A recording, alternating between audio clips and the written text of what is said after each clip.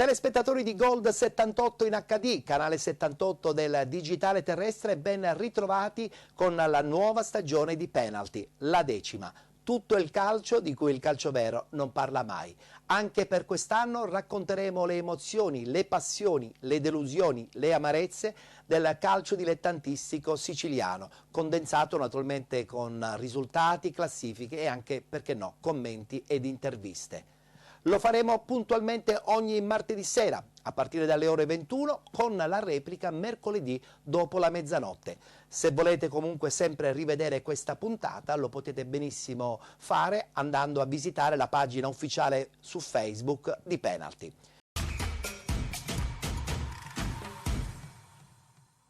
Ritorna nel campionato di promozione e disputa questo campionato nel girone C il Belpasso FC. Siamo andati questa settimana a conoscere tutta la dirigenza ed il settore tecnico.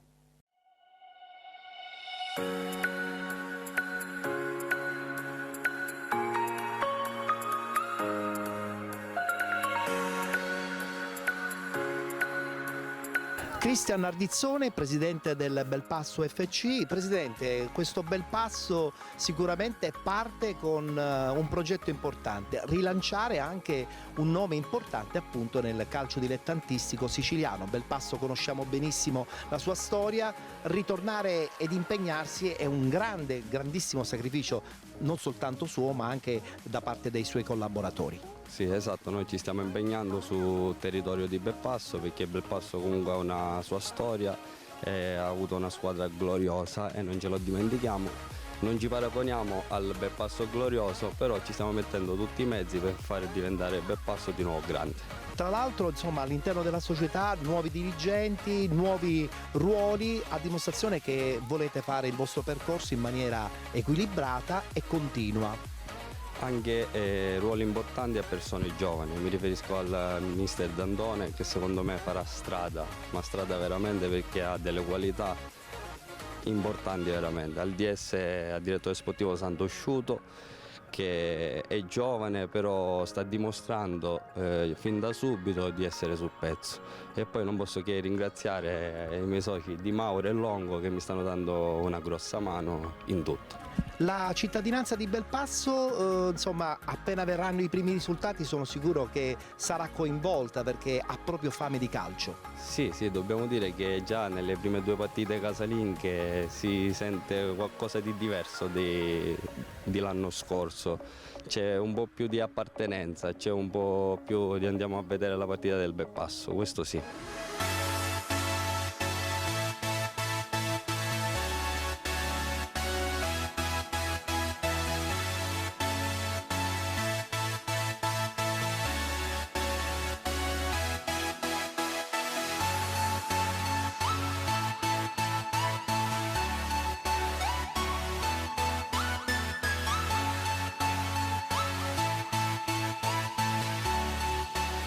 Il settore giovanile è fondamentale per una società di calcio, è fondamentale per un territorio come quello di Belpasso e sicuramente costruendo le basi per un buon settore giovanile sicuramente tutti poi alla fine ne usufruiranno, no? Perché la prima squadra poi diventa anche un riferimento, un serbatoio grazie anche agli allievi, ai giovanissimi, alla juniores. Noi puntiamo molto sul settore giovanile, non per questo abbiamo scelto il professor Prezzavento come direttore tecnico del settore giovanile che a Belpasso è molto conosciuto e come dicevi tu sarà il nostro serbatoio per la prima squadra negli anni a venire.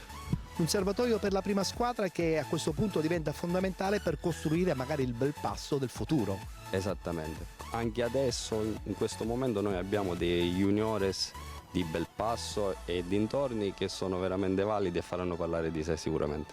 Parliamo di questa stagione 2020-2021, Belpasso che vuole probabilmente comunque lasciare un segno. Non si parla di vittoria finale, ma si parla comunque di un comportamento sia in campo che fuori dal campo all'altezza del nome e della tradizione di Belpasso. Noi siamo una matricola, è il primo anno che siamo in promozione, per quanto mi riguarda è il primo anno che faccio il presidente in una squadra di promozione. Noi vogliamo fare bene e se non ci poniamo limiti, questo sì, però il nostro obiettivo è quello di mantenere la categoria, che per noi è una categoria importante.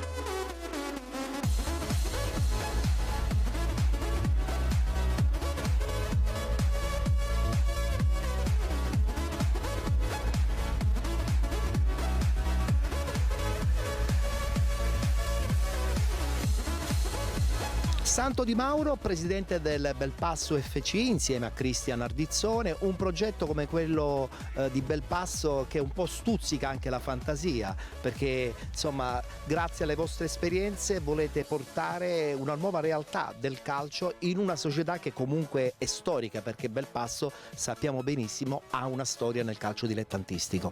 Sì, chiaramente acquisendo esperienza e poi l'appetito viene mangiando, ci piace il calcio, quindi cerchiamo sempre di migliorare. Con l'esperienza pian pianino stiamo cercando di crescere. Che difficoltà ci sono state nel ripartire dopo insomma il dramma Covid, anche se ancora tuttora è presente? Sicuramente difficoltà organizzative di una certa rilevanza. Ci sono state sia difficoltà organizzative che anche economiche di altri tipi, perché chiaramente interrompere dall'oggi al domani un campionato quando tu sei organizzato, hai speso dei soldi per organizzare il tutto, ti ritrovi con un pugno di mosche in mano, chiaramente capirai che non è tanto facile. Infatti difficilmente noi pensavamo che sarebbe ricominciato il tutto. Fortunatamente si sta ripartendo anche con i danni economici e tutto il resto che si è portato dietro, sperando che non succeda più nulla. Parliamo di settore giovanile, perché il settore giovanile comunque alla fine subisce anche lo stop dello scorso anno, perché ricominciare, far ripartire anche la voglia da parte dei bambini di ritornare in un campo di calcio è sicuramente una situazione non certamente facile. Allora il settore giovanile è quello che più risente di questo problema, perché sia i genitori che i genitori, perché da un lato hanno paura chiaramente a inserirsi di nuovo in un contesto dove ci sono altri bambini, e i bambini di conseguenza, perché chiaramente con tutta questa paura che c'è non riescono subito ad inserirsi in una struttura, che purtroppo hanno avuto problemi principalmente per loro. E da parte nostra, se non abbiamo, perché con tutti i protocolli che ci sono, se non abbiamo le dovute accortezze per sistemare il tutto, potremmo avere ulteriori problemi, perché basta avere un problema con un bambino che non possiamo fare più calcio.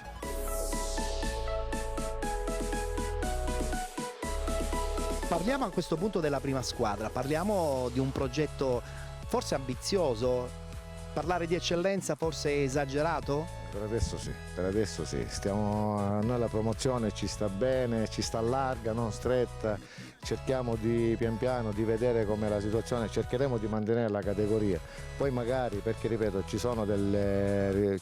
occorrono risorse economiche non indifferenti, e noi nel nostro piccolo cerchiamo di fare quello che possiamo, perché questa passione maledetta ci costringe tra virgolette a fare determinate cose, però esagerare no. Se magari con l'aiuto dell'amministrazione, magari altri sponsor, riusciamo ad avere delle basi solide, chissà, potremmo anche pensarci, però per il momento è lontano anni luce.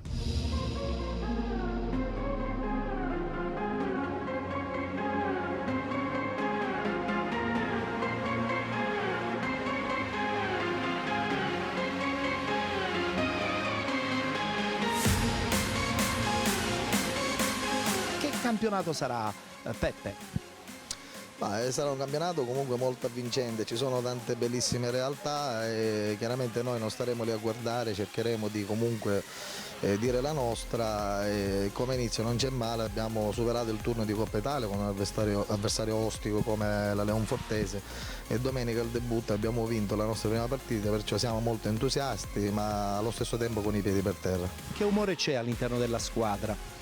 No, i ragazzi sono sereni, hanno la stima del mister, la società ci è molto vicina, ci sono tutti gli ingredienti per poter continuare su questa strada. Poi, come ho detto in altre occasioni, Se troviamo avversari che hanno un livello tecnico superiore al nostro, ne venderemo la pelle cara, però chiaramente ancora siamo all'inizio, cercheremo di trarre il massimo. Quanto ti pesa allenare una società blasonata come quella appunto del Belpasso, Peppe? No, per me è solo un onore, io ci ho anche giocato da calciatore 2 anni, perciò per me è stato un ritorno diciamo a casa, fra virgolette. Ripeto, ti può dare qualche stimolo in più, ma ripeto, anche quando ho iniziato la mia carriera da allenatore allenavo l'Anisiana, che non avevo un risalto a livello storico, per me era la stessa cosa. Ci può essere quel piccolo valore aggiunto che chiaramente ti dà quell'adrenalina che magari una società meno blasonata col nome non ti dà, però alla fine, ripeto,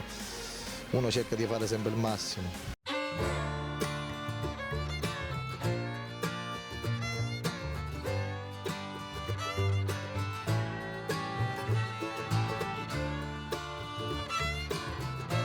Questa squadra può dire la sua anche per questa stagione. Ma direi proprio di sì, ci siamo fatti una bella partita, abbiamo iniziato alla grande il campionato e spero di proseguire così su questa retta via.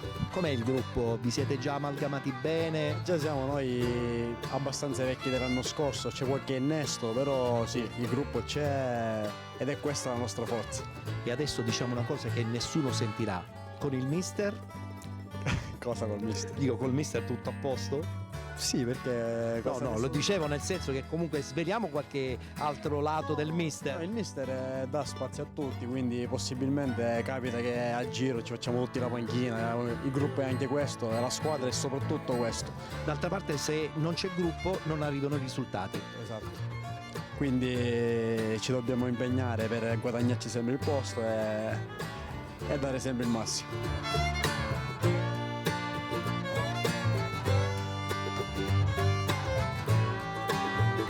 Siamo con Simone Smirni, giovanissimo in prima squadra, quindi bella soddisfazione a dimostrazione che comunque questo Belpasso vuole costruire anche sui giovani il suo nuovo percorso. Sì, il mister e la società mi hanno dato fiducia anche l'anno scorso e sono molto contento di ciò, anche i miei compagni, comunque abbiamo creato un bel gruppo con tutti i giovani e grandi, abbiamo fatto un bel mix e sono contento della fiducia che mi stanno dando. Qual è il vostro obiettivo, soprattutto quello della vostra squadra? Noi cercheremo di fare il meglio e pensiamo partita dopo partita, poi quello che verrà verrà. È il tuo sogno nel cassetto per questa stagione? Fare più presenze possibile e cercare di fare bene partita dopo partita sempre.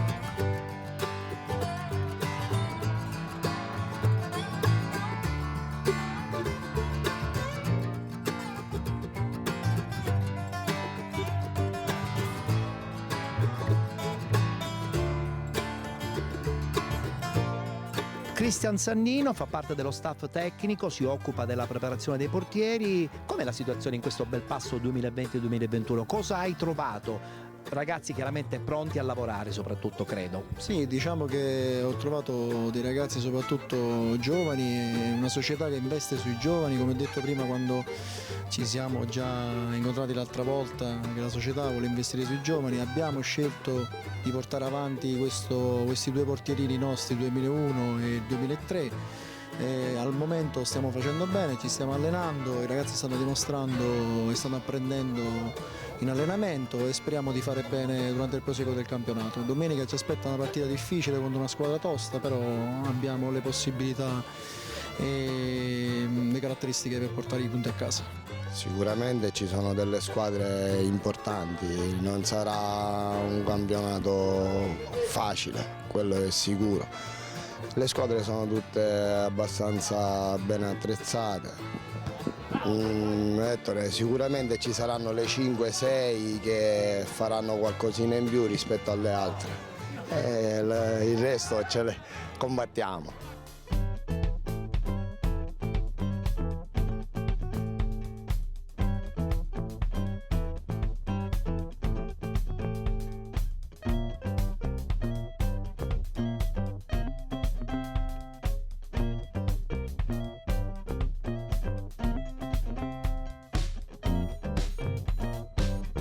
All'interno di questa squadra abbiamo visto tantissimi giovani ed è la dimostrazione che comunque il Belpasso guarda anche verso il futuro, no?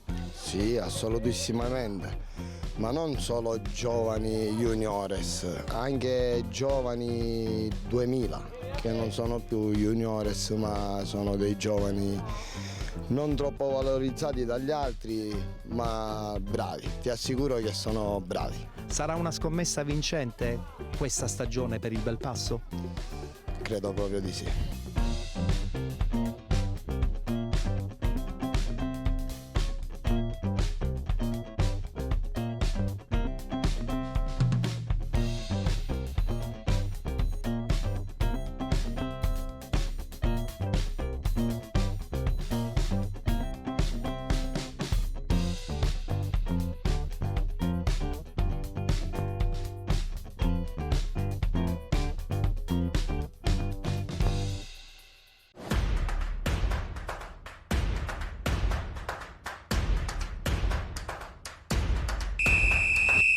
E come avevo anticipato proprio in apertura, adesso concludiamo la nostra puntata con gli highlights riguardanti la finale del 37esimo torneo nazionale categoria giovanissimi Beppe Viola. Meno di 30 minuti e sarà Grifone Monteverde Romulea, la finalissima della 37esima edizione del torneo Beppe Viola. Siamo in diretta dall'Academy Sports Center in via di Sette Bagni 340. Chi vi parla è Simone Capone della redazione di Sport in Oro in compagnia di Alessandro Bastianelli. Prima di entrare in campo sono gli arbitri di questa finale, la terna. L'arbitro è Simone Spagnoli della sezione di Tivoli, gli assistenti numero 1 Eleonora Negro di Roma 1 e Leonardo Degli Abbati, assistente numero 2, sempre della sezione di Roma 1. I ragazzi ora stanno guadagnando l'ingresso in campo, ingresso all'americana, così lo potremmo chiamare, contingentato, quindi nel rispetto delle norme Covid, ma all'americana, con Giorgio Attolico che chiama i ragazzi uno ad uno, nome e cognome, e guadagnano l'ingresso in campo Romulea in divisa blu, calzoncini amaranto e calzettoni amaranto oro, mentre total white per il Grifone Monteverde, ad eccezione dei calzettoni rossi. Le squadre stanno entrando in campo. Alessandro, è importante ricordare anche che al termine delle premiazioni, come sempre, sorpresa finale, lo spettacolo pirotecnico di Piro Fantasy di Massimiliano De Santis illuminerà il cielo di via di Sette Bagni. Un'occhiata al cronometro, inizia ora la finale del 37esimo torneo Beppe Viola. Calcio d'angolo, traiettoria a rientrare verso la porta di Di Giorgio, il pallone rimane lì, la conclusione a botta sicura, un difensore si oppone, ci aveva provato Del Bono. Sono in 5 a saltare per la Romulea, parte Campagna, teso direttamente in porta, Di Giorgio con i pugni alza il pallone, punizione. Fischia Spagnoli, la finta di Giuffrida, va Scravaglieri in porta, pallone alto, non ha preso il giro giusto. Il fischio di Spagnoli, parte Barna con il destro, conclusione potente ma imprecisa. 4 in barriera, stavolta fa finta di calciare Scravaglieri, Giuffrida, incrocio dei pali sul tap-in, Pompili trova credo un altro legno, incredibile, doppio palo del Grifone, poi arriva Bertini che mette tutti d'accordo, ma che punizione Giuffrida, eccola. Tanto sfortunato quanto bravo Giuffrida perché ha tirato un calcio di posizione perfetto, e poi sfortunato anche Pompili sulla ribattuta perché ha preso il palo, forse è andato troppo sicuro sul pallone, è mancata la cattiveria da parte del numero 11, l'avesse preso un po' più forte sarebbe entrata, però Grifone è davvero vicinissima al gol, che punizione Giuffrida. Poi il rinvio della Romulea e su questo calcio da parte di un giocatore amaranto oro arriva il duplice fischio di Spagnoli. Intervallo tra Grifone Monteverde e Romulea 0-0 al termine di questi primi 40 minuti, partenza sprint, poi fase di studio. Una finale in piena regola, Simone, emozioni a sprazzi, squadre che si sono contenute, che hanno tenuto la concentrazione molto alta. Era difficile segnare in questo primo tempo con due difese così ben registrate, soprattutto quella della Romulea che si è comportata benissimo. Il Grifone è andato un po' in difficoltà, specialmente nei minuti iniziali e intorno a metà della partita, ma Di Giorgio è stato molto bravo ad uscire coi pugni, a sbrigliare alcune situazioni fondamentali. Oltretutto va detto che sebbene non sia stata brillantissima, il Grifone Monteverde, la squadra di guida, è quella che andava più vicino al gol, quel doppio legno che insomma ancora chiede vendetta. In zona interviste, quindi in zona mista, il bomber Bruno Giordano. Eccoci sì, con Bruno Giordano che sta assistendo a questa finalissima. Innanzitutto è un grande piacere averti qui con noi. Bruno, che livello di calcio stai vedendo? No, un bel livello, sinceramente non me l'aspettavo, non lo dico perché sono qua, perché ho visto dei ragazzi interessanti che hanno una buona tecnica e sviluppano un buon gioco. La partita è molto equilibrata, c'è stata una bellissima punizione con la deviazione del portiere, insomma, che è andata a sbattere sulla traversa.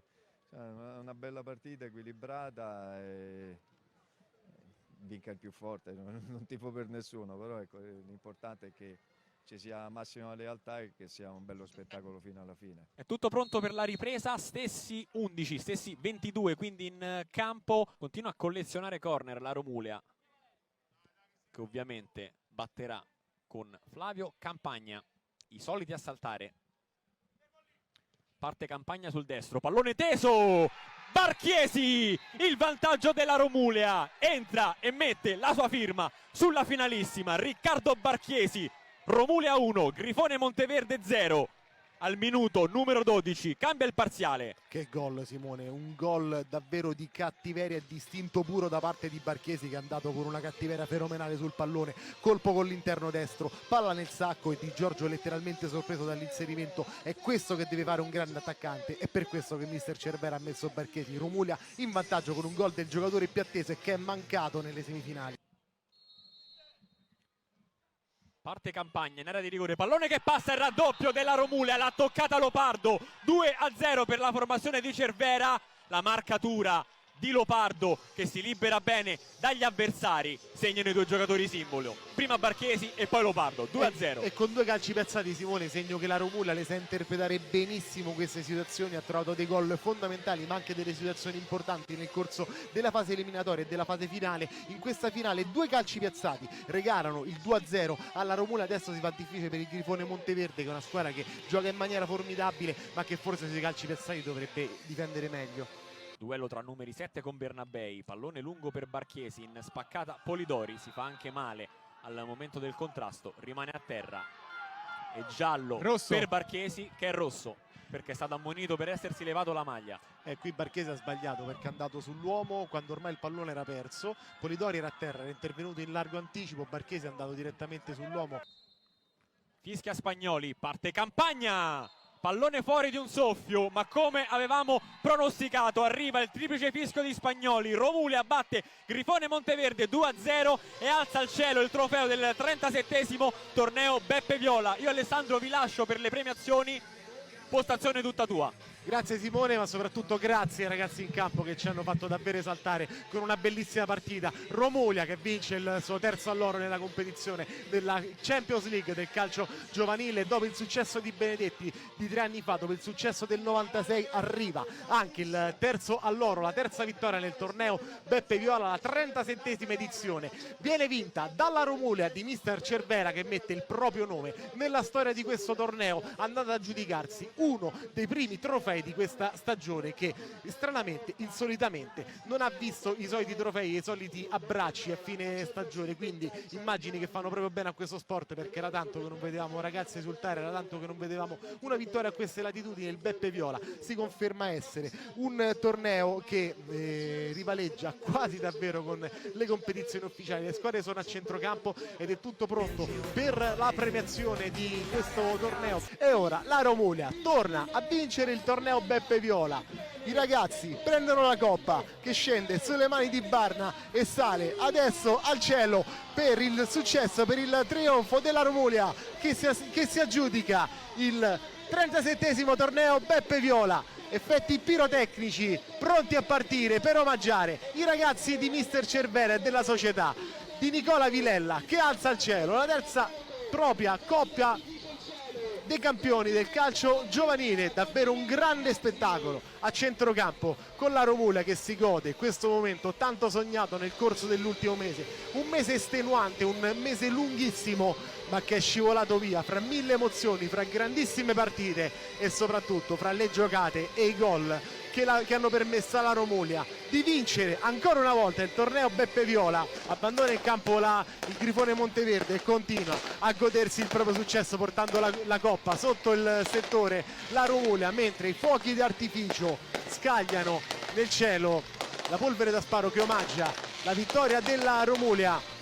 È davvero torneo che non poteva chiudersi che nella maniera migliore. La Romulea, lo ricordiamo, è ancora una volta campione del torneo Beppe Viola, vince il 37esimo torneo Beppe Viola, la kermesse più importante del calcio giovanile laziale e nazionale. Vince per la terza volta nella propria storia questo trofeo e batte un Grifone Monteverde mai domo e che si è giocato alla fine con grandissima personalità e caparbietà, un trofeo che però finisce ancora una volta in via Farsalo. È terminata un'altra grande edizione del torneo Beppe Viola, la 37esima edizione nello specifico, con l'ideatore Raffaele Minichino. Nonostante le mille difficoltà, direttore, siamo andati alla grande, la testimonianza è la finale di oggi.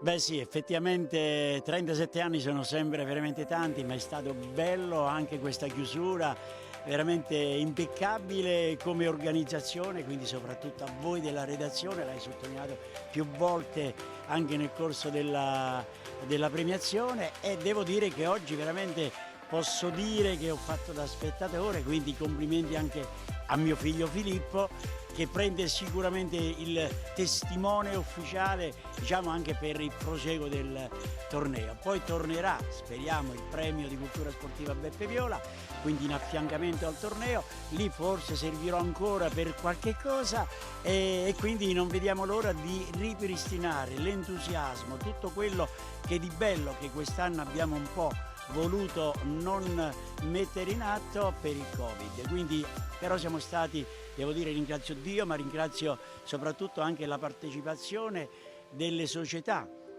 dei ragazzi e dei genitori che si sono comportati benissimo anche nel rispetto delle distanze, della mascherina. Noi ce l'abbiamo adesso, però proprio per l'intervista non la uso.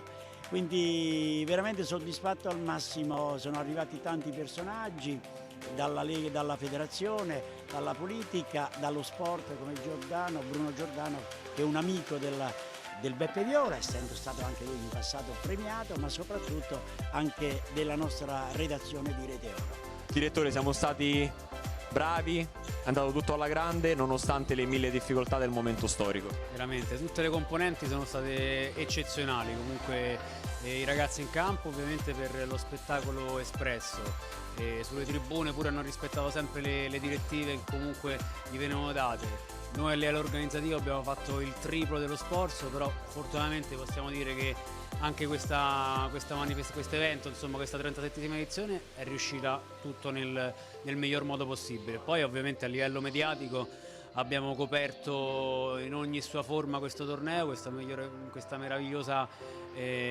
manifestazione, e quindi non possiamo che essere soddisfatti. Direttore, anche a livello tecnico lo spettacolo non è mancato, anche oggi nella finale, partita tirata, decisa nel secondo tempo, si sono affrontate due grandi squadre. Avevamo titolato chi per la gloria, chi per la storia, ha trionfato la storia, la Romulea. È vero, la Romulea iscrive per il terzo anno, cioè per la terza volta, il proprio nome nell'albo d'oro del torneo Beppe Viola, quindi ovviamente una grande soddisfazione per Nicola Vilella, che comunque non vi nascondo che c'era anche una lacrimuccia, poi già ha detto che la coppa di quest'anno prenderà il posto della coppa della 34esima edizione, quindi una soddisfazione anche per la Romulea. Ovviamente il Grifone pure comunque ha fatto un ottimo torneo, è arrivato in finale. Certo, peccato perché poi ovvio a nessuno piace perdere, però complimenti a entrambi, a livello tecnico molto alto, considerando anche il fatto che queste squadre hanno avuto 5 mesi di stop dovuti al lockdown, e quindi comunque il torneo veramente ha espresso, ho visto giocatori di livello, e quindi sono contento perché vuol dire che comunque il settore giovanile nel Lazio sta crescendo bene. Con il vicepresidente LND Nuccio Cariddi, un altro grande successo, targato Beppe Viola per l'ennesimo anno. Ormai sono finiti tutte le cose positive che potevamo dire a favore dell'organizzazione, di Raffaele Minichino e di tutto l'entourage.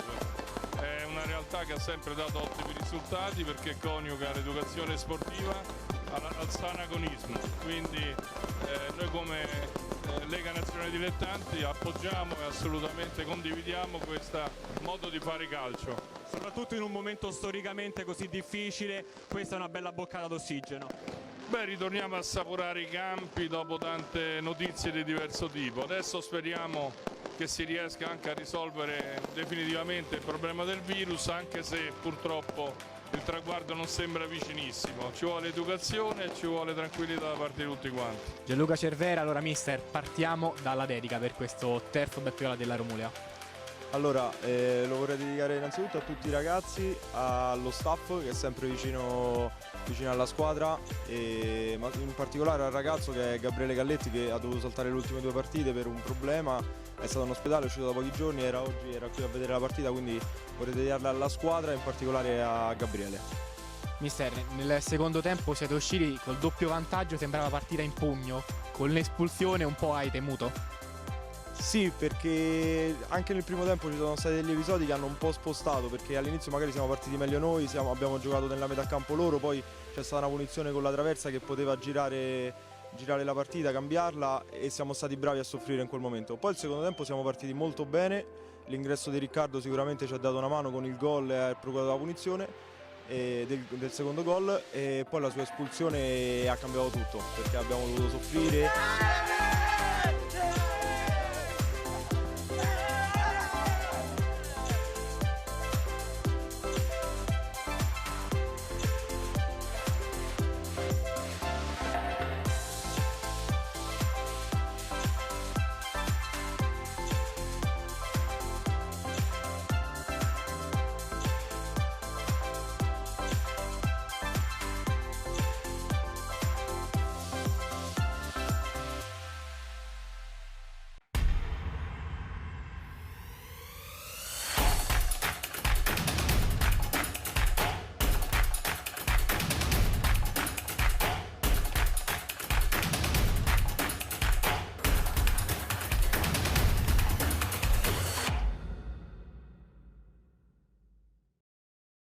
Stagione 2020-2021, siamo con il presidente del Sant'Anna Enna, siamo con Nino Proto. Presidente, una stagione interessante perché avete un obiettivo, quello comunque di disputare un campionato ad alto livello, nella speranza magari di agguantare una promozione. Assolutamente sì, abbiamo l'obiettivo quest'anno col Sant'Anna di fare un campionato assolutamente di vertice, non si dice mai vincere il campionato, però comunque sicuramente essere tra le prime 3 classificate, disputare i playoff, quello è il nostro minimo obiettivo, anche perché abbiamo investito tanto sul progetto Sant'Anna. È una società storica che nasce nel 1963, tra l'altro l'anno scorso io ero anche un giocatore del Sant'Anna, quindi un giocatore, tra l'altro il capitano, abbastanza rappresentativo, e visto insomma gli scarsi risultati dell'anno scorso ho deciso quest'anno di investire anche tramite la sponsorizzazione della mia azienda su questo progetto del Sant'Anna. Sicuramente un occhio di particolare riguardo viene dato al settore giovanile.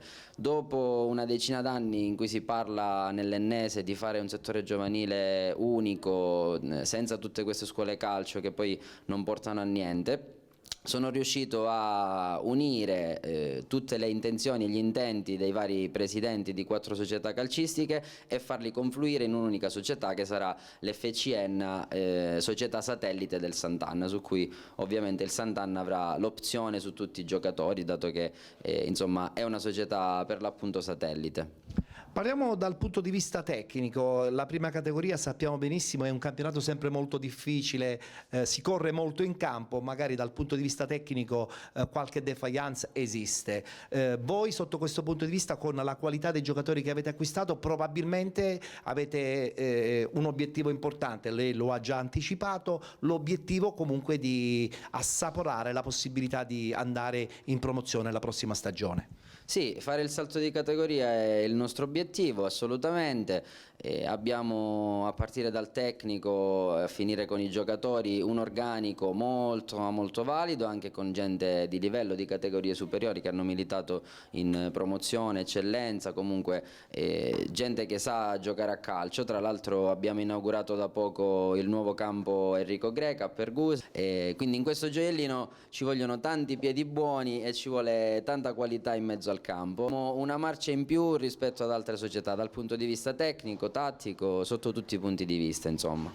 Per quanto riguarda invece il progetto sponsorizzazione, fondamentale per una società di prima categoria, Believe in prima linea, indubbiamente per supportare questo grande progetto della Sant'Anna Enna. Assolutamente, Believe nello sport insomma è molto attinente il progetto della Believe perché si occupa di salute e benessere della persona, e lo sport sappiamo benissimo che ci fa guadagnare tanto in salute, è un discorso molto attinente, molto affine a quello calcistico. Poi tra l'altro io sono, come penso tutti i presidenti, un appassionato, un accanito di calcio, quindi fare coesistere queste due realtà per me è fondamentale. Tra l'altro io ho l'obiettivo anche di coinvolgere tantissimi imprenditori nell'Ennese che per un motivo o per un altro non si sono avvicinati ad altre realtà calcistiche, e farli confluire nel Sant'Anna, che ha un progetto veramente ambizioso.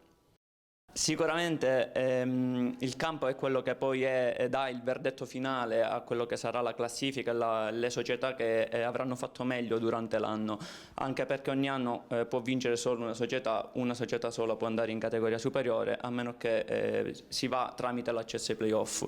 Sicuramente la società nella quale mi trovo quest'anno e dove ho sposato il progetto veramente interessante del presidente Proto è una società che ha tante ambizioni di fare bene, ambizioni di fare le cose per bene. Già il fatto di aver programmato più stagioni contemporaneamente, quindi ai nastri di partenza di quest'anno, è un fattore molto importante. È proprio questo che mi ha spinto forse a restare in questa ad accettare questa società, a sposare questo progetto. Altro progetto riguarda il futuro tuo personale, no? Vieni da un'esperienza importante con Beppe Pagana a Siracusa, adesso giochi da solo, quindi con grande responsabilità.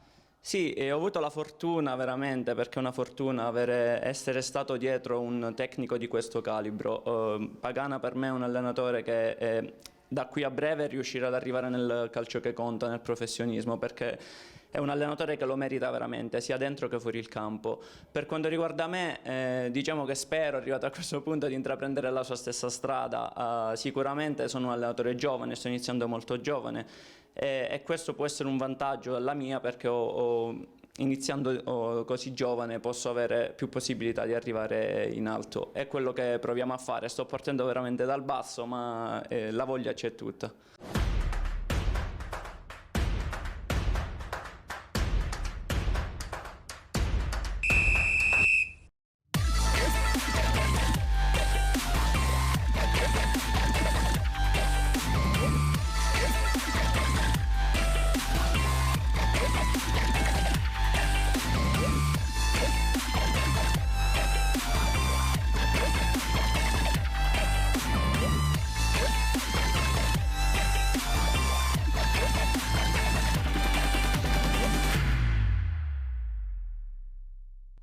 Pierpaolo Alderisi, allenatore professionista, dopo la bella esperienza con il Calcio Catania è arrivata quella anche soddisfacente con la Sicula Leonzio, adesso un momento di stasi, ma non soltanto tuo, ma del calcio in genere. Sì, mio prima di questo nuovo periodo, diciamo questa nuova seconda ondata, perché insomma avevo fatto 3 anni dove con la macchina si era viaggiato tanto, quindi finita l'avventura con la Leonzio, insomma ho preferito intanto staccare e riposarmi un attimo. Poi adesso lo dobbiamo fare un po' tutti, gioco forza visto la situazione, e quindi è un momento un po' così che ci riporta alla memoria qualche mese fa, insomma, ed è triste per tutto il movimento. Movimento che potrebbe secondo me subire dei cambiamenti, perché questo secondo stop farà ancora più riflettere non soltanto, spero, i dirigenti e i calciatori, ma anche la Federazione Calcio, che sulla parola dilettanti ha probabilmente 2 definizioni, perché se per dilettanti dobbiamo intendere anche la Serie D, come mai la Serie D continua a giocare? È perché in effetti è un campionato dilettante che appartiene alla Lega Nazionale Dilettanti sulla carta, ma in effetti ha un respiro semiprofessionistico.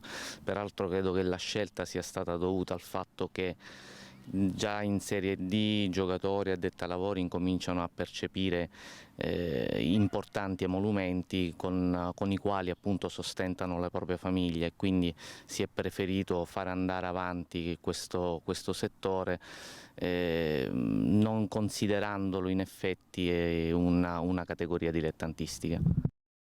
Altra insomma, diatriba che nasce sul calcio dilettantistico è che comunque l'eccellenza assapora anche questa concezione del semiprofessionismo, perché molte società vivono e strutturano la loro quotidianità quasi da professionisti. Tutto questo forse a discapito anche di chi invece non si può permettere determinati controlli, determinate esigenze. Sì, è una categoria importante anche l'eccellenza, è chiaro, però è un momento difficile, Ettore, è un momento dove non possiamo soltanto guardare il nostro orticello, è un momento in cui al di là di chi si ferma e di chi non si ferma, questo vale nel calcio ma vale anche in altri settori lavorativi, c'è la polemica sui bar, i ristoranti, allora un settore si ferma perché, un altro continua perché. Io credo che al di là insomma, delle polemiche, del fatto che ognuno, no, come concezione cerchi di guardare il proprio orticello, io credo che dobbiamo guardare un pochino il momento storico che stiamo vivendo ad ampio respiro e non considerare aspetti settoriali. È un momento complicato, è un momento in cui dobbiamo, anziché alimentare polemiche, peraltro anche inutili, stucchevoli, dovremmo un attimino stringerci tutti quanti vicino e affrontarlo insomma con grande forza. Parliamo di Pierpaolo Alderisi. Dopo tanti anni di settore giovanile, come ho detto proprio in apertura di questa chiacchierata, adesso probabilmente forse nasce l'esigenza di sperimentare una forma di rapporto allenatore-calciatore diverso e quindi imbattersi nel progetto dei professionisti. Forse lì le difficoltà saranno maggiori, però probabilmente le soddisfazioni saranno di più. Beh, in realtà io ho avuto un percorso particolare perché iniziai insomma quasi 25 anni fa con i piccoli, poi con i ragazzi, poi ebbi un percorso di diversi anni, quasi 10 insomma, in prime squadre fra prima categoria fino all'eccellenza, e poi ritornai nell'ambito dei settori giovanili però professionistici con la Leonzio e il Catania. Adesso molti mi chiedono, adesso devi fare il salto, e io dico a tutti quelli che mi fanno notare questa cosa che in realtà non ho fatto il corso di allenatore professionista per ambire a qualcosa, ma perché era una cosa che ho sempre voluto fare, anche per dare una dimensione alla mia professionalità e all'impegno che negli anni ho profuso in questo settore, e due perché non sempre dipende da noi, non è che il fatto che tu prenda il tesserino da allenatore professionista, faccia il corso di allenatore professionista, presupponga di per sé il fatto che poi tu vada ad allenare. Io ho avuto una brevissima parentesi con la Leonzio in un cambio di panchina ed è stato un momento molto, molto bello che ricorderò comunque sempre, mi porterò dentro questa esperienza davvero bellissima. Poi insomma tante volte, sai Ettore, tu lo sai meglio di me, tanti anni che sei nel calcio, non dipende tanto dalla persona in sé o da quanto vale, da quanto sa dare, ma da contingenze che spesso sono anche fortuite. Adesso due domande che esulano un po' il discorso tecnico, no? di un allenatore, di una squadra. Parliamo intanto di questo campo che ti ha visto anche protagonista, perché hai allenato per qualche anno anche il Belpasso.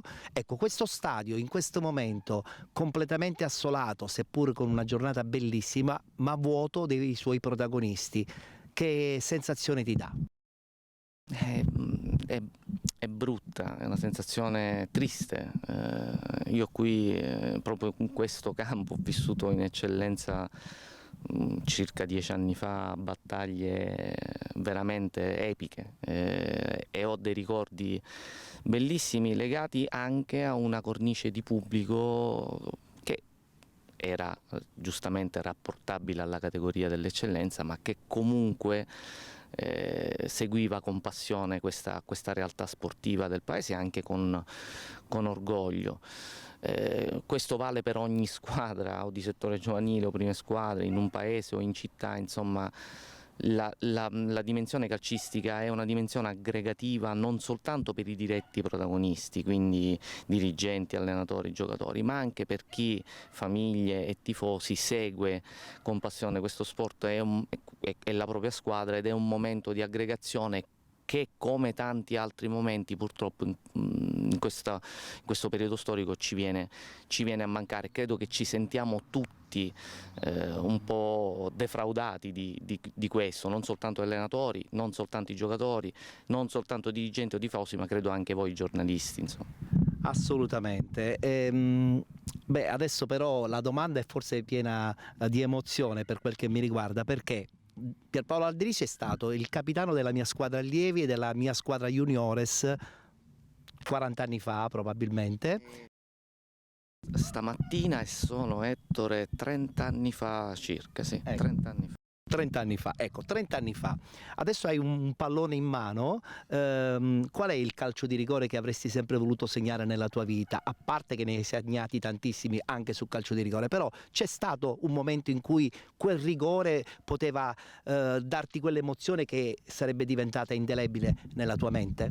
Beh, ci sono storie legate a calci di rigore purtroppo non andati bene e purtroppo non battuti da me e tu ne sai qualcosa, però a parte questo, insomma, se posso trasportare, utilizzare questa immagine che hai delineato tu come metafora, insomma, io credo che il gol più bello che ho potuto realizzare nella mia vita sia stato lì dietro, e è la mia famiglia, sono i miei figli, e di questo, insomma, vado fiero come il gol più bello che ho fatto, il campionato più bello che ho vinto. E di campionati vi assicuro che Pierpaolo Alderisi ne ha vinti tantissimi. Per chiudere, ritorno a parlare solamente per chiudere dell'aspetto tecnico, quanto calcio cambierà adesso dopo tutto questo ennesimo stop? Guarda, la riflessione, credo che noi che comunque abbiamo dedicato al calcio una parte importante della nostra vita si è fatta in questi periodi di difficoltà, e quanto il sistema calcio possa reggere. Erano delle domande che ci facevamo anche prima di questo del Covid e di tutto quello che ne ha scaturito. È un sistema che soprattutto nei dilettanti, insomma, non regge più, è un sistema che diciamo ha portato e continua a portare le società a forme di esasperazione economica gestionale che difficilmente potranno essere supportate nei prossimi anni, a meno che non si cambi rotta, e non cambi rotta la federazione realmente supportando le società e non andando sui numeri, perché è chiaro che finora la politica è stata quella dei numeri per la federazione, come in fondo è giusto anche che sia, però inevitabilmente a lungo andare i grandi numeri, parlo di società che partecipano ai campionati, i grandi numeri chiaramente disperdono la qualità, è inevitabile, dove c'è grande quantità non ci può mai essere qualità, e quindi il primo punto che io metterei in evidenza è il discorso di migliorare la qualità, ma questo deve venire dall'alto. E poi è inevitabile, Ettore, che tantissime realtà dilettantistiche, a partire dalla promozione, perché prima, seconda e terza categoria io le vedo nel futuro come delle categorie dove i giocatori più grandi, più in là con gli anni, possano ancora continuare giustamente a praticare questo meraviglioso sport, ma dalla promozione in su e anche qualche realtà di Serie D si incomincia a ragionare realmente su dinamiche e progetti legati ai settori giovanili, perché per due ordini di motivi. Il primo, perché possono usufruire di ragazzi che crescono loro e che quindi non hanno costi esorbitanti, e il secondo perché se lavorano davvero bene possono fare in modo che i ragazzi poi vadano anche approdino anche in realtà più importanti e quindi possono avere un ricavo, fra virgolette, che possa garantire loro di continuare. Io non vedo onestamente altre strade, sono finiti i tempi dei magnati, sono finiti i tempi delle sponsorizzazioni farlocche, insomma credo che il calcio si debba dare una bella regolata e debba assumere una dimensione anche di serietà e di professionalità. Chi lavora nel calcio deve essere una persona seria. Bene, e che dirti allora, in bocca al lupo per il proseguo, sperando che sia un proseguo fatto di terreno verde e di tanti giocatori da alimentare nelle loro emozioni. Spero insomma che tutto questo finisca presto, lo spero per i ragazzi, soprattutto per i più piccoli. Io ho mio figlio che va a scuola calcio, in questo momento insomma lo stiamo tenendo a casa e per lui è una vera sofferenza, come lo è per lui, lo è per tutti i bambini che praticano sport in senso generale, quindi spero soprattutto per i più piccoli che questo periodo abbia finalmente un termine e che si possa tutti quanti tornare dentro questo contenitore bellissimo che è il mondo del calcio.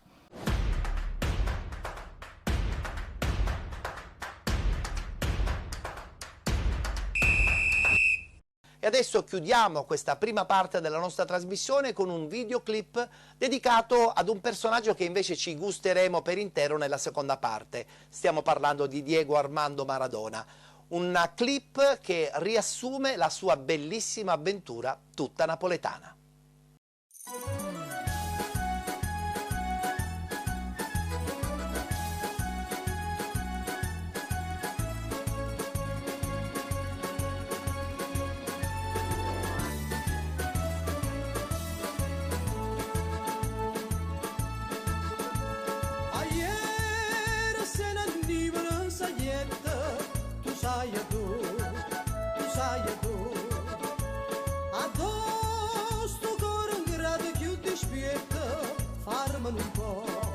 Farmelo un po', adoro fuoco cosa ma si fuia, te lascia sta,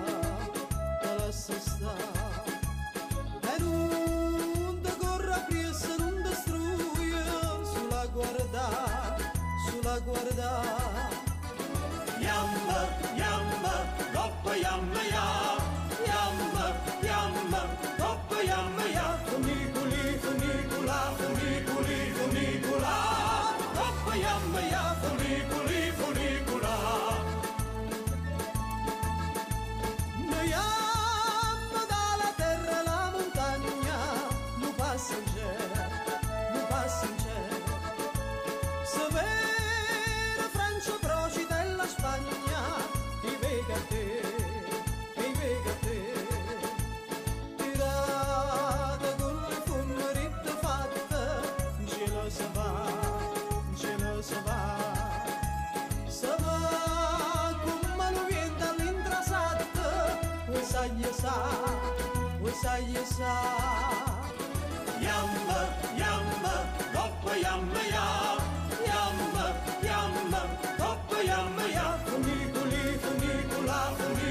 Funicula, coppa yamba, funicula. Coppa yamba, funicula.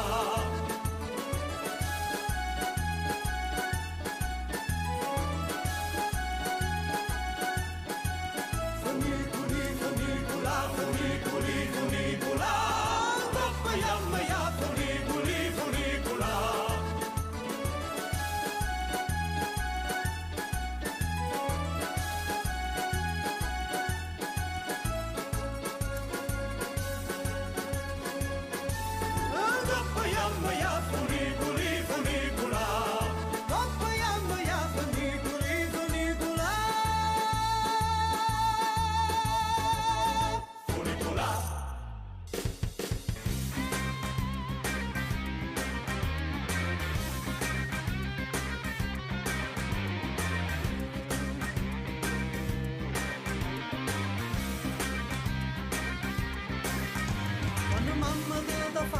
Quando mamma te t'ha fatta, lo sapevi come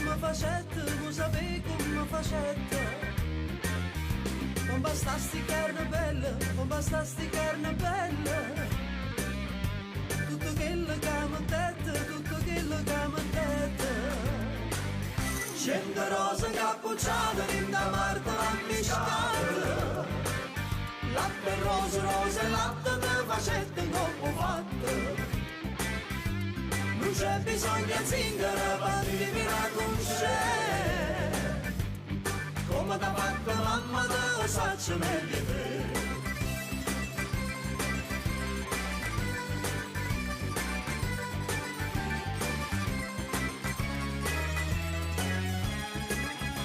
E per fa sta bocca bella, e per fa sta bocca bella, non servette stessa dose, non servette stessa dose. Lo sapevi che ci mettete, lo sapevi che ci mettete. Moderica tutte cose, moderica tutte cose. Non banane, china, tutta fravola e giardina. Mele, zucchero e cannella, te basta sta bocca bella. Non c'è bisogno di zingara, bandi vina con c'è.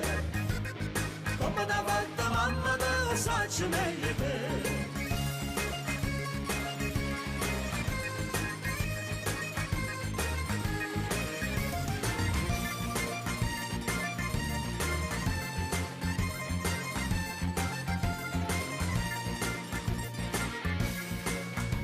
E per fa sti trezzi d'oro, e per fa sti trezzi d'oro.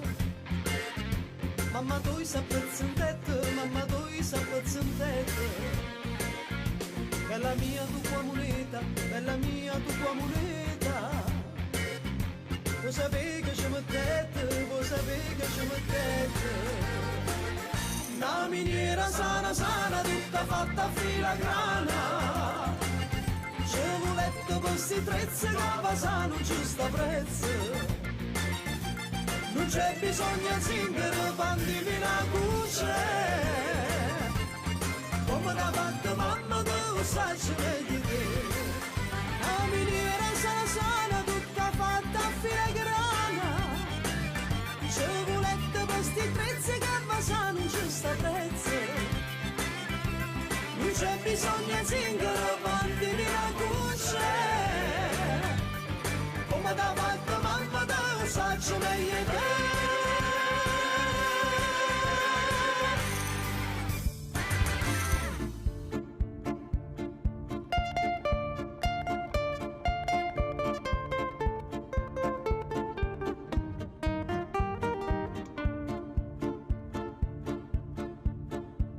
E non capisci che volta che succede e che la casa vede non si crede, non si crede.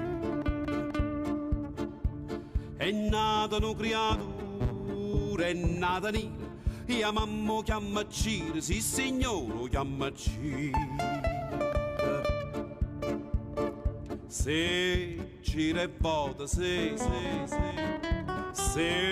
vota e Cira, se che tu chiama Cicciontuona, che tu chiama Peppuccino, che lo ninna è nera, nera, nera, nera come a che.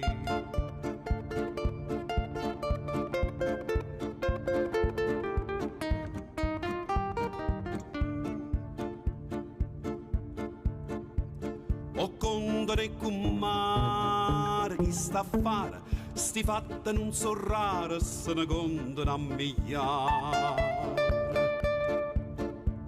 Si dice che è bastata una guardata e la femmina è rimasta sotto la botta impressionata. Se una guardata, se una impressione, se padruanna mo chi è stata che qui io ti buono dire che lo ninna è nera, nera, nera, nera come a che.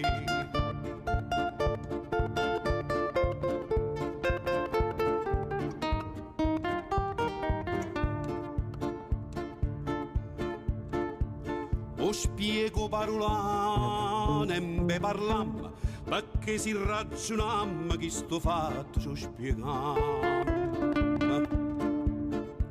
A dov'astino grano cresce, riesce o non riesce, sempre è grana che la esce. me dilla mamma me dilla pure a me, quando fatto con me chiude ci sono due peppoccine che lo ninna nira nira nira nira come che.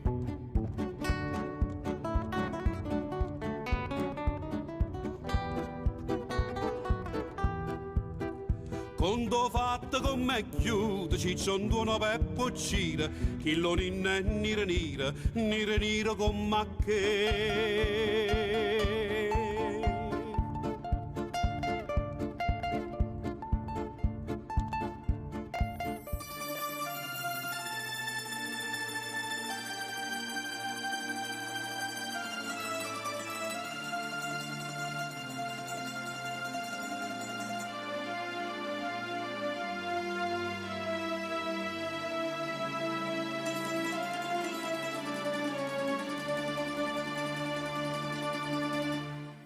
Dici d'ancella sta compagna vostra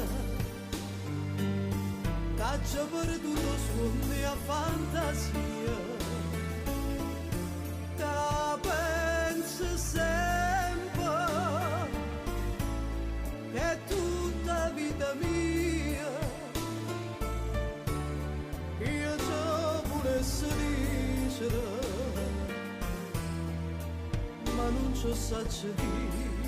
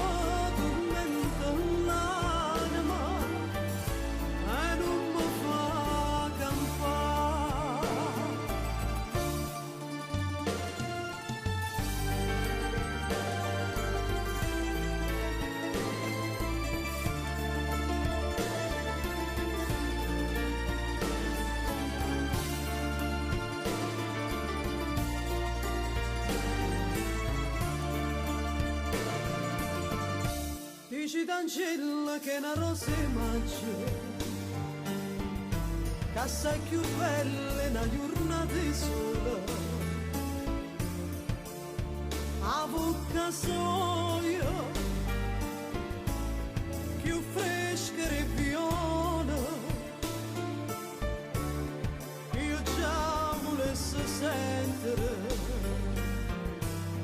che innamora di me.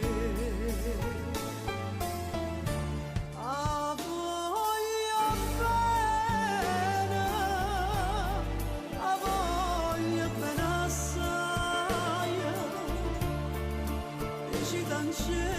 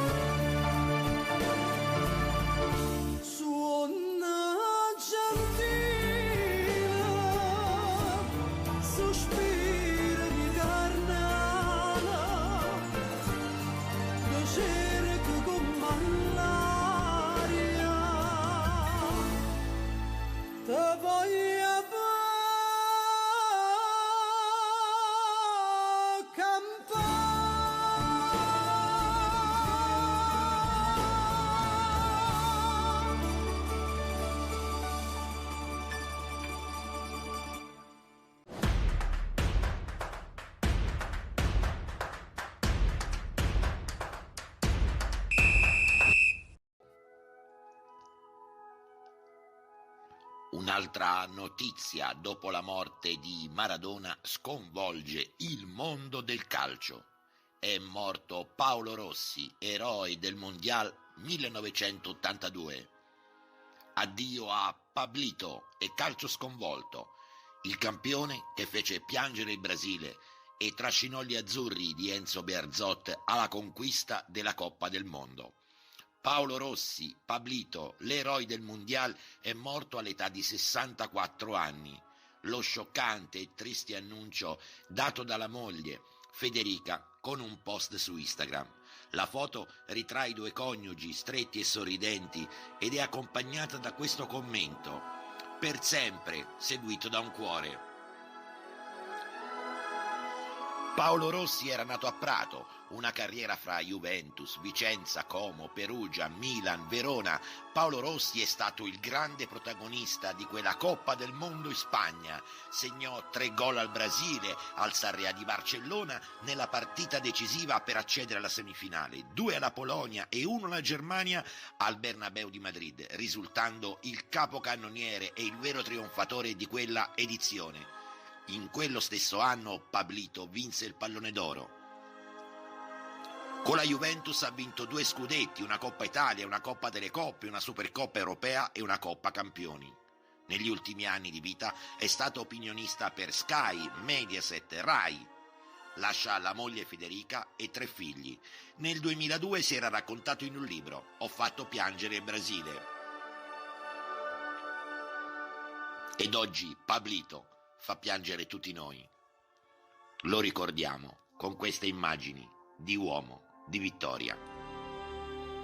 Non importa da dove veniamo o da quale condizione politica, sociale o familiare, l'importante è dove vogliamo arrivare, quello che vogliamo fare nella vostra vita. Dovete credere nei vostri sogni, nel sogno della vostra vita, e fatelo con passione, con coraggio e con rispetto.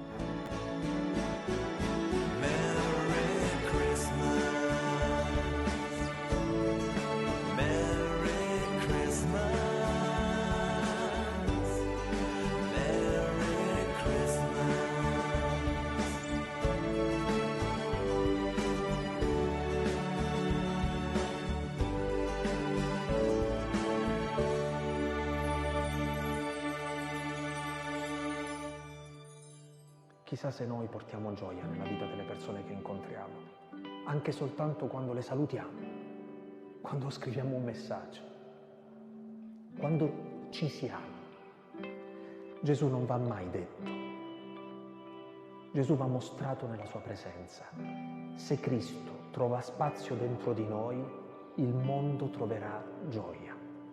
Se Cristo non troverà spazio dentro di noi, non avremo argomenti per poter convincere il mondo che Lui è il Salvatore del mondo. Allora, cari amici, questo è il mio augurio, che ognuno di noi possa vivere questi giorni del Natale chiedendo al Signore questa conversione, la conversione di guardare con occhi nuovi le costrizioni della cronaca, la conversione di guardare con benedizione le nostre mancanze, la conversione di vedere trasfigurate le nostre lamentele in una creatività fiduciosa, la conversione di diventare noi il prolungamento del Verbo che si fa carne e viene ad abitare in mezzo a noi. Allora sì, che chi avrà incontrato noi avrà incontrato il Natale, perché ha incontrato il Verbo che si è fatto carne. Ciao Ettore, ciao pubblico di Ettore. Pubblico, che bella parola, lasciamelo dire Ettore. Pubblico, mi manca, è una parola importante che manca tanto, siete importanti, sono 9 mesi che i teatri sono chiusi e noi attori abbiamo bisogno del nostro pubblico, abbiamo bisogno di voi. Fammi augurare, Ettore, un Natale sereno in famiglia e un 21 di rinascita, che sia una vera rinascita, una vera ripartenza, che si aprano i teatri, i cinema, che si riapra tutto e ci possiamo rincontrare, perché noi abbiamo bisogno di voi e forse voi avete bisogno anche di noi. Un bacio grande, auguri a tutti, auguri Ettore, auguri al tuo pubblico, tanti auguri da me e da Bianca. Ciao! È un anno particolare, questo 2020 che volge al termine, è un anno particolare per tutte le attività economiche finanziarie italiane, è un anno molto particolare per tutti coloro che amano lavorare sul sociale, nello sport e nel nostro caso nel calcio. Nel calcio a 360 gradi, dalle attività di base al settore giovanile scolastico, alle squadre dilettantistiche. E noi siamo gli attori protagonisti, è chiaro che tutto questo ci manca tanto. Purtroppo siamo alle prese con un virus indivisibile che sta mietendo tante vittime, anche fra di noi, fra amici, parenti, gente insospettabile. Dobbiamo stare attenti e sicuramente cercare di essere o di riappropriarci un pizzico del senso civico che forse in questi ultimi anni è venuto a mancare. E il Natale sarà un Natale in famiglia, sarà un Natale probabilmente alla ricerca anche dei valori persi. E il valore principale che è quello della famiglia, dello stare insieme con i propri figli, la propria moglie, probabilmente accontentarci anche di qualcosa di meno rispetto a ciò che abbiamo fatto negli anni precedenti. Sicuramente quello che auguro a tutti è un Natale in famiglia, un Natale col sorriso, un Natale che ci possa portare a riflettere e che poi tutto questo ci porti a un 2021 veramente bello, carico di positività e di sole per tutti. Viva il calcio, speriamo che possiamo riprendere al più presto le nostre attività, poter riprendere a vedere i nostri piccoli grandi campioni sul campo, che possano abbracciarci, sorridere e piangere anche magari davanti a una sconfitta. Buon Natale a tutti e un splendido 2021. Quest'anno è stato un anno devastante, un anno da dimenticare per la vita umana, per la vita del quotidiano. Questo Covid ha distrutto tutti noi, tante famiglie, tanti lutti, tanti decessi, anche senza Covid. Io sono stato uno purtroppo di quelli che ha perso un secondo padre. Sono senza parole. Spero che questo anno nuovo porti linfa nuova, ci porti di nuovo nel nostro habitat naturale, ci porti nel nostro calcio e in primis il nostro augurio è quello di tornare alla vita normale, al nostro quotidiano. Tanti auguri di buon anno, di buon tutto da parte del nostro presidentissimo Gaetano Vinci e da tutto il Carlentini Calcio. Auguri, a presto e torniamo a vivere.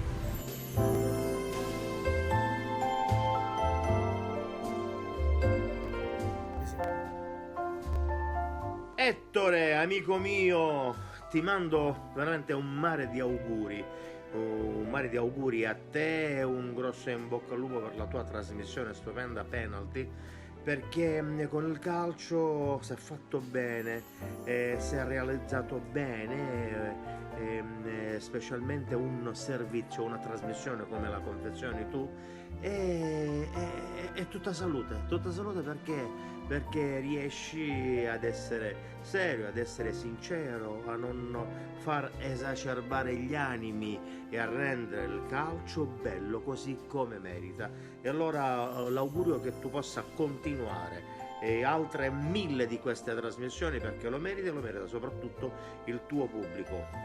Che sia un Natale per te, per gli amici, per i tuoi telespettatori sereno, quello che auguro è la serenità, perché se c'è la serenità vuol dire che ci sono tutte le altre cose, che c'è la salute, che si sta bene in famiglia, che un minimo di sopravvivenza economica c'è, perciò è inutile dirti quello che desiderate, no, che abbiate soprattutto tanta serenità. E bravo, continua così, perché meriti di avere l'affetto di chi ti fa gli auguri e di chi ti vuole bene.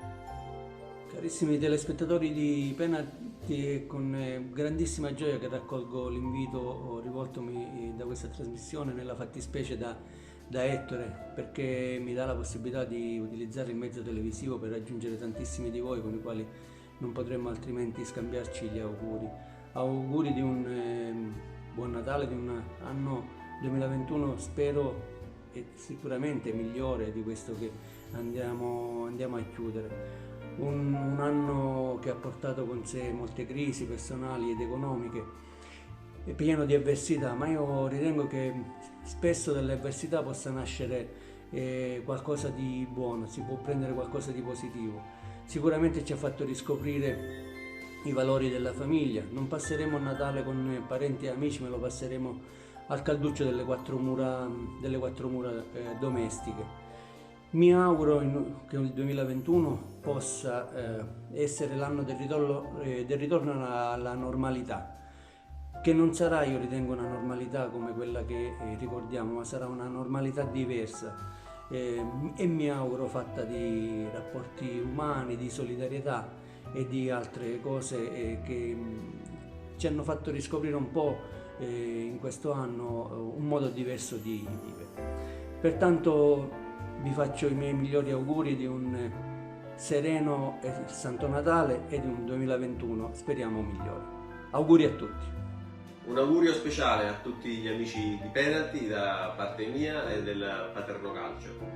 Vi auguro di trascorrere un sereno Natale, nella speranza che il 2021 sia decisamente meglio del 2020. Auguri, buon Natale e buon anno a tutti voi. Buon Natale, buon Natale, siamo futuri sposi che dormono in macchina come fosse un drive-in. Buon Natale, buon Natale, messi in mezzo alla strada ci riscalda l'amore, a noi basta così. Telefono ai vicini da una cabina, gettoni non rispondono, ma come mai? Meglio controllare con prudenza, entrare, forse babbo ha derubato anche voi. Legati come salami servono i pompieri, on detective da telefilm.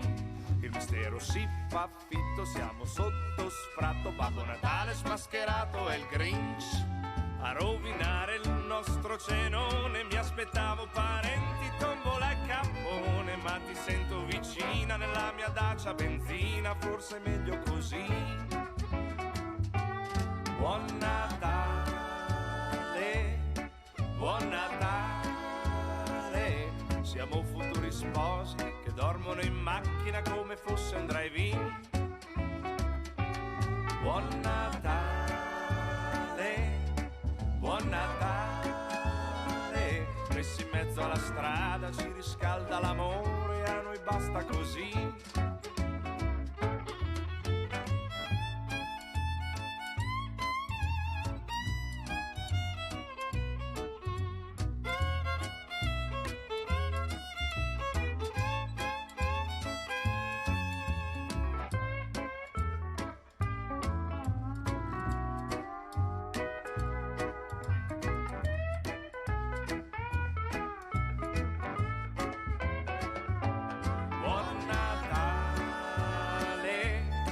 Buon Natale, siamo futuri sposi che dormono in macchina come fosse un drive-in. Buon Natale, buon Natale, messi in mezzo alla strada ci riscalda l'amore, a noi basta così.